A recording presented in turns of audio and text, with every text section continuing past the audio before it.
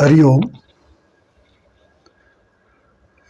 कभी कभी अपने मन में प्रश्न उठता है, जब हम कुछ अच्छा काम करते हैं तब भी उसका परिणाम गलत क्यों निकल आता है।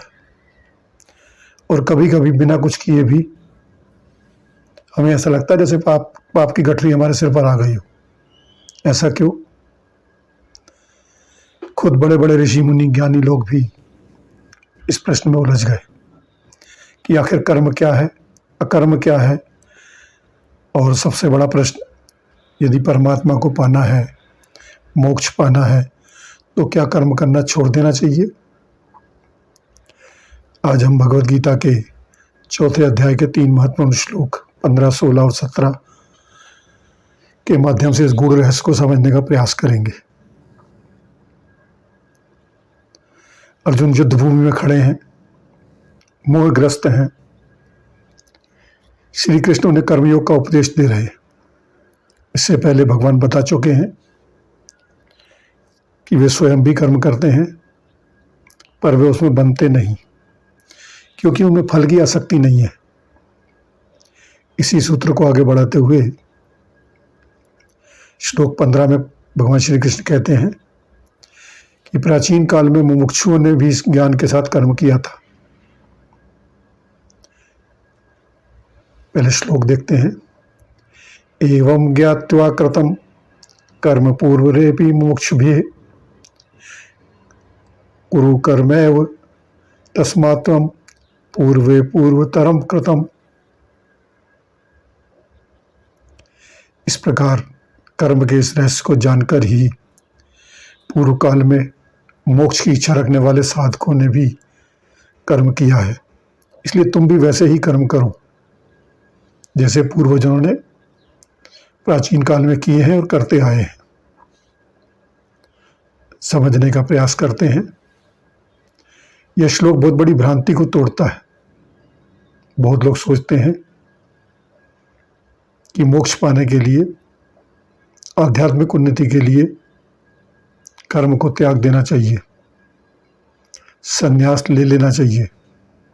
लेकिन भगवान कहते हैं मुमुक्षु यानी मोक्ष चाहने वाले साधकों ने भी कर्म किया है। जनक जैसे राजर्षि जो स्वयं ज्ञानी थे, मोक्ष के अधिकारी थे, उन्होंने भी राजकाज का कर्म नहीं छोड़ा। क्यों? क्योंकि उन्हें कर्म के असली स्वरूप को समझ लिया था।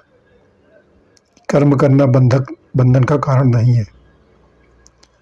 बंधन का कारण है कर्म के फल में आसक्ति। इसलिए भगवान अर्जुन से कहते हैं तुम भी कर्म करो जैसे तुम्हारे पूर्वजों ने किया। अगले 2 श्लोकों की भूमिका यह श्लोक बांधता है, जहां भगवान यह समझाएंगे कि आखिर वह कर्म कौन सा है जिसे समझकर किया जाए। श्लोक 16 को देखते हैं। किम कर्म किम कर्मेति कवियो अपेव मोहिता तत्वे कर्म प्रक्षयामि यज्ञात्वा मोक्ष से अशुभात। कर्म क्या है और अकर्म क्या है, इस विषय में बड़े बड़े बुद्धिमान लोग भी मोहित हो जाते हैं, कंफ्यूज हो जाते हैं। मैं तुम्हें वह कर्म तत्व भली भांति समझाऊंगा जिसे जानकर तुम अशुभ यानी संसार बंधन से मुक्त हो जाओगे। ये कथन था भगवान श्री कृष्ण का श्लोक 16 में। देखिए, यह बहुत महत्वपूर्ण बात है। भगवान स्वयं कह रहे हैं कि यह विषय इतना सरल नहीं है। हम अक्सर सोचते हैं कि कर्म का मतलब सिर्फ काम करना है और अकर्म का मतलब कुछ न करना। लेकिन गीता कहती है यह समझ अधूरी है। एक व्यक्ति दिन भर मेहनत करता दिखे और उसका मन कहीं और हो, क्या वह वास्तव में कर्म कर रहा है? दूसरी ओर एक योगी शांत बैठा हो पर उसकी चेतना, उसका संकल्प गहराई से कार्यरत हो, क्या उसे निष्क्रिय कहा जा सकता है? यही वह गुत्थी है जिसमें बड़े बड़े ज्ञानी भी उलझ जाते हैं। अब देखते हैं श्लोक 17। कर्मणो हरापि बोधव्यम बोधव्यम च विकर्मणः अकर्मश्च बोधव्यम गहना कर्मणो गति। कर्म के स्वरूप को समझना आवश्यक है। विकर्म निषिद्ध या गलत कर्म के स्वरूप को भी समझना चाहिए, और अकर्म कर्म का त्याग या निष्क्रियता को भी समझना चाहिए, क्योंकि कर्म की गति अत्यंत गहन और रहस्यमय है। इस श्लोक में भगवान 3 शब्द देते हैं और यही इस पूरे प्रसंग की कुंजी है। पहला, कर्म शास्त्र सम्मत कर्तव्य के रूप में किया गया कार्य, जैसे अपने धर्म की जिम्मेदारी और स्वभाव के अनुसार किया गया काम। दूसरा, विकर्म निषिद्ध कर्म, यानी वह कार्य जो अनुचित है, जो स्वार्थ, लोभ या अहंकार से प्रेरित होकर किया जाता है। और तीसरा, अकर्म, यह सबसे सूक्ष्म है। इसका अर्थ आलस्य या काम न करना नहीं है, बल्कि यह है काम करते हुए भी उसके फल में आसक्ति न रखना। जब व्यक्ति निष्काम भाव से कर्तापन के अहंकार से मुक्त होकर कर्म करता है, तब शास्त्र उसे अकर्म कहते हैं, क्योंकि वह कर्म से बांधता नहीं। भगवान कहते हैं, गहना कर्मणो गति है, कर्म की गति गहन है, इसे सतही तौर पर नहीं समझा जा सकता। इसके लिए विवेक चाहिए। तो हम व्यावहारिक जीवन में क्या करें, रोजमर्रा के जीवन में इसे कैसे लागू करें? कर्म से भागिए मत।